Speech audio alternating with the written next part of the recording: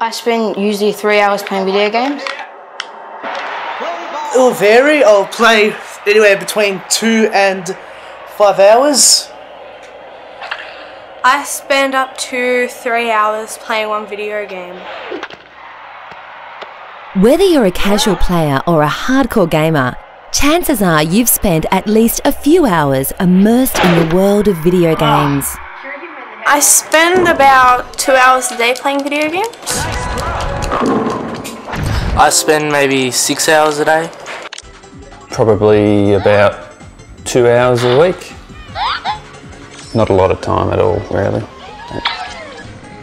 But all those hours you play aren't that much compared to the time developers put into designing the games themselves.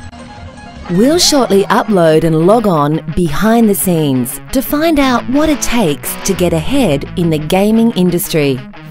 We'll unlock new levels in the gaming industry, including the types of games it produces, explore what goes into making games, download information on the role of games in education, and get a virtual tour of the future of gaming. We'll be joined by a collection of experts and developers who work in the industry, creating the games we love to play.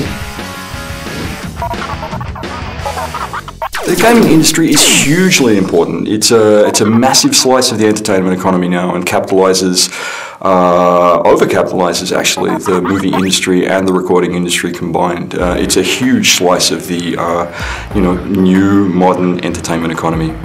It's brought film studios together with music artists, with video makers, for pop musicians, and allowed really very exciting collaborations between a very diverse range of creative and digital artists, storytellers, and people interested in creating magical adventures. It's been a slow and steady growth over 30 years or so.